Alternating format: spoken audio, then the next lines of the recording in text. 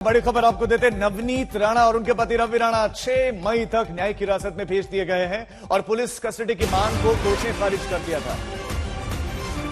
Police custody की मांग रखी गई थी लेकिन कोर्ट ने खारिज कर दिया।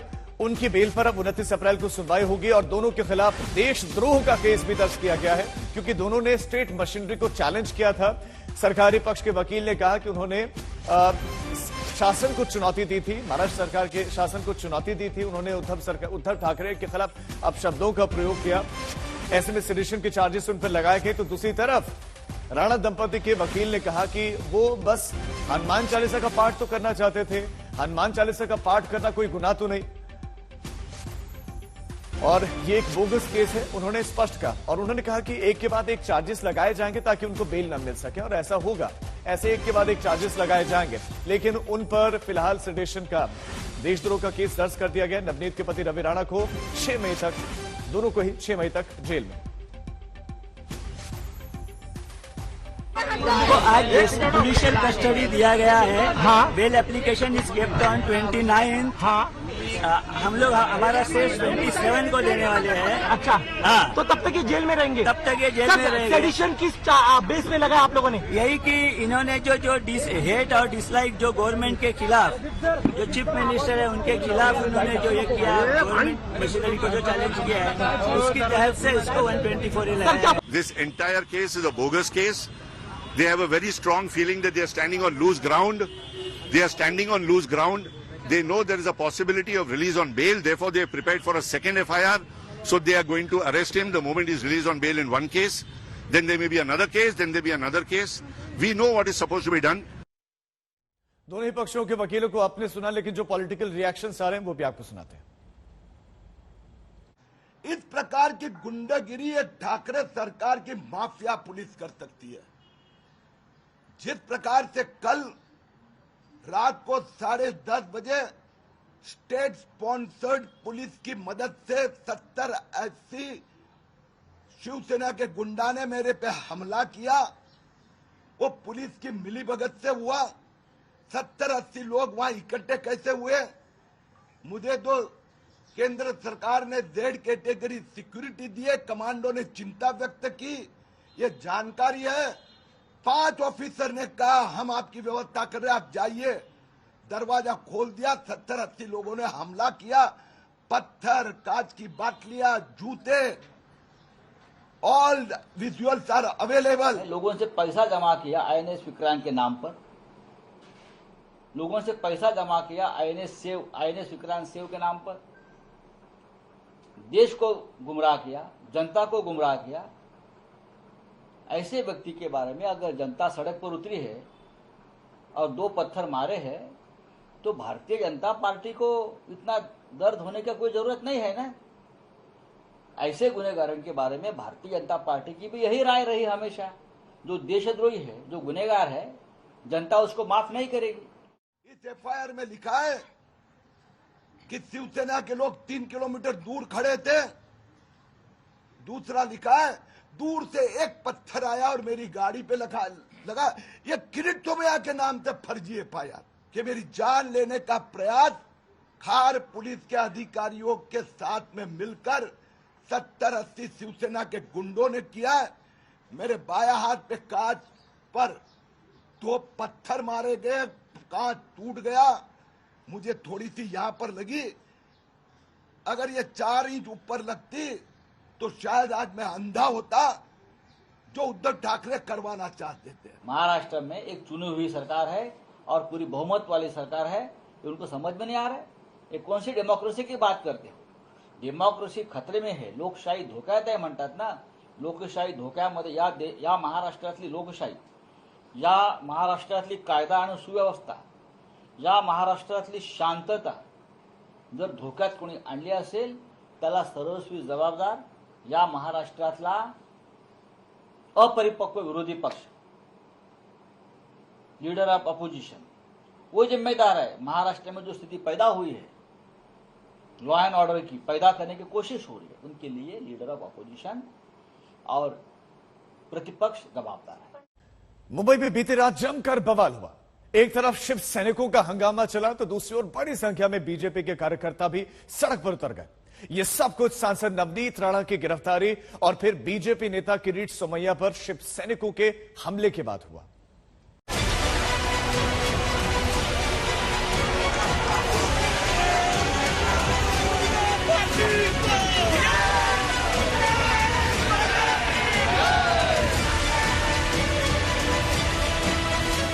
पहले सांसद नवनीत राणा और उनके पति की गिरफ्तारी,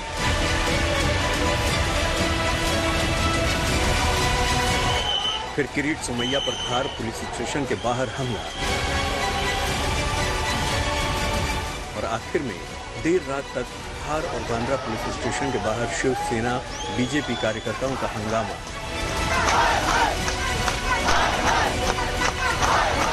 हनुमान चालीसा की सियासी लड़ाई का अंजाम यहां तक पहुंच गया।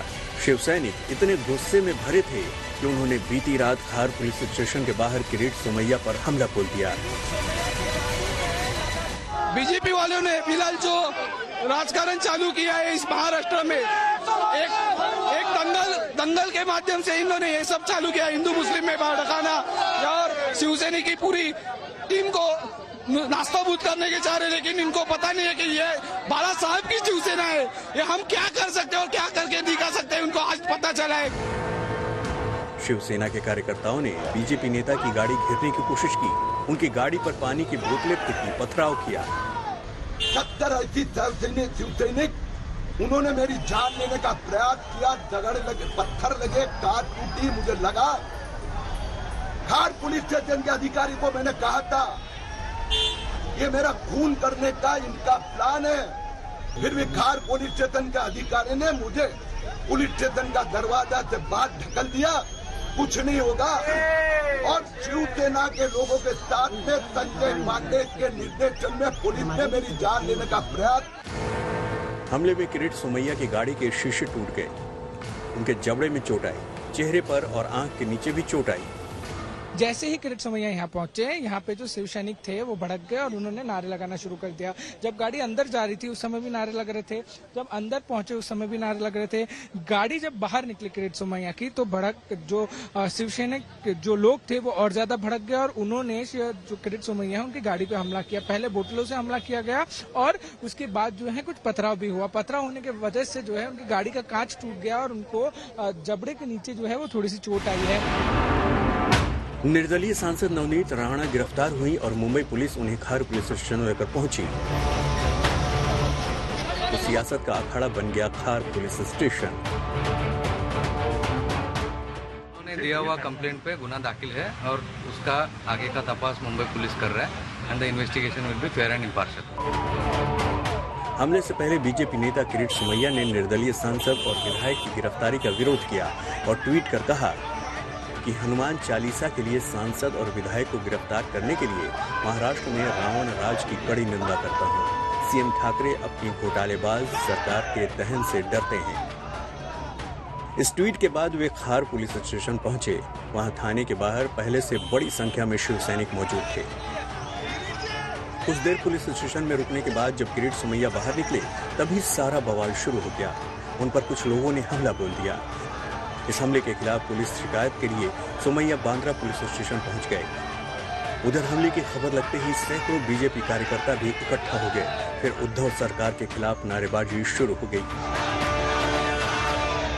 पुलिस स्टेशन के अंदर, खार पुलिस स्टेशन के अंदर जब किरीट सोमैया पहुंचे, पुलिस मौजूद थी और 70 से 80 गुंडे पुलिस स्टेशन के अंदर खड़े थे। तो ये पुलिस स्पॉन्सर्ड मॉब लिंचिंग की तैयारी महाराष्ट्र में हो रही है। ये मॉब लिंचिंग लिए कहीं ना कहीं पुलिस का पूरा इन्वॉल्वमेंट है। निर्दलीय सांसद नवनीत राणा और विधायक रवि राणा ने उद्धव सरकार के एक्शन को लेकर बीजेपी से मदद मांगी। बीजेपी ने भी बिना देर किए गिरफ्तारी का विरोध कर दिया। इसके बाद किरीट सोमैया पर हुए हमले ने बीजेपी को सियासी ताकत दिखाने का मौका दे दिया। मुंबई से एजाज खान, साहिल जोशी और मुस्तफा शेख के साथ पारस दामा, आज तक ब्यूरो। हनुमान चालीसा पर जो हंगामा हो रहा है उसका मकसद वो नहीं जो दिख रहा है। पर्दे के पीछे की कहानी है महाराष्ट्र में फिर से पांव मजबूती से जमाने की कोशिश। बीजेपी के पक्के साथी शिवसेना ने 2019 में कट्टर दुश्मनों के साथ गठबंधन किया और सरकार बनाई। तभी से उद्धव ठाकरे बीजेपी के निशाने पर हैं। हनुमान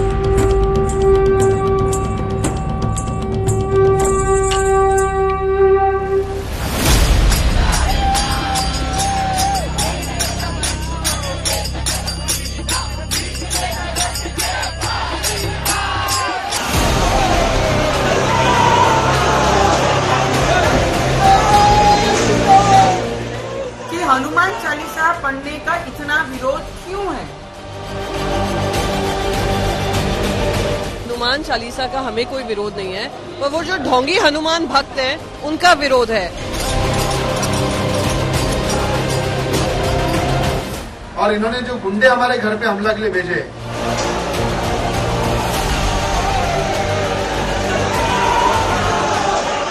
ये कोई बाहर की व्यक्ति आकर मातोश्री में घुसने की भाषा करेगी तो शिवसैनिक चुप बैठेंगे क्या?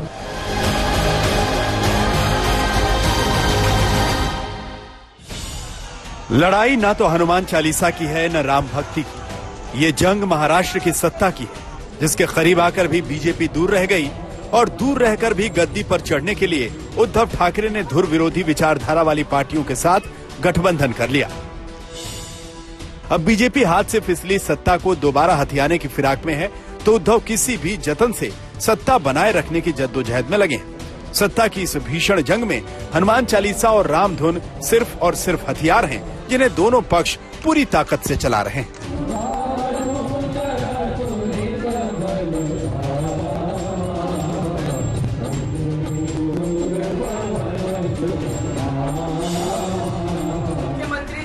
नवनीत राणा हनुमान चालीसा के हथियार से उद्धव पर हमला बोलने को तैयार थी, तो उद्धव ने भी अपने शिव सैनिकों को इशारा दे दिया कि भक्ति के हथियार का जवाब भक्ति से ही दिया जाना चाहिए। उद्धव सरकार एक के बाद एक ऐसे विवादों में फंसती रही है, जिससे कि उसकी सालों की बनी बनाई छवि पर सवाल उठने लगे। चाहे वो पालघर में साधु संतों की पीट पीट कर हत्या का मामला हो, या अजान और लाउड स्पीकर का विवाद हो, या हनुमान चालीसा पाठ, इन मुद्दों के जरिए बीजेपी उद्धव को हिंदू विरोधी साबित करने पर उतारू है। लेकिन उद्धव अपने कट्टर हिंदुत्व का प्रमाण पत्र अयोध्या जाकर श्री राम के चरणों में ही अर्पित कराते हैं। क्या है हनुमान चालीसा? कौन पठन करेगा? हम पठन करेगा अगर हमको चाहिए तो।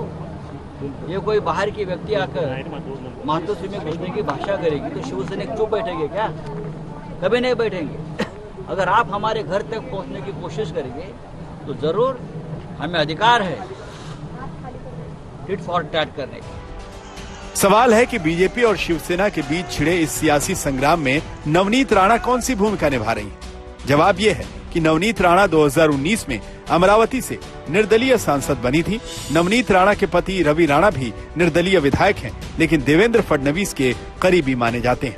2019 के चुनाव के बाद रवि राणा ने बीजेपी के लिए निर्दलियों और छोटे दलों का समर्थन जुटाने की कोशिश की थी।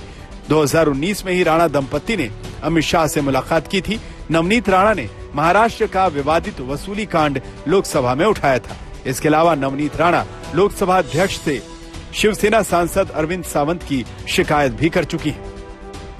शिवसेना को ये बहुत बड़ी अपॉर्चुनिटी थी कि शिवसेना हिंदुत्व को साथ में ले, लेकिन शरद चंद्र जी पवार, कांग्रेस वाले, इनका जो सूडो सेक्युलरिज्म है और सरकार बचाने के लिए कॉमन मिनिमम प्रोग्राम में उन्होंने जो सूडो सेक्युलरिज्म लिया है, उनको बुरा नहीं लगना चाहिए। इसलिए शिवसेना नवनीत राणा और रवि राणा को हनुमान चालीसा पढ़ने से मातोश्री पे रोक रही है। बीजेपी की ये कोशिश है कि अगर 5 साल से पहले कुछ नहीं हो पाया तो कम से कम अगले चुनाव तक उद्धव की छवि हिंदू विरोधी की बना दी जाए, और नवनीत राणा बीजेपी का काम आसान कर रही हैं।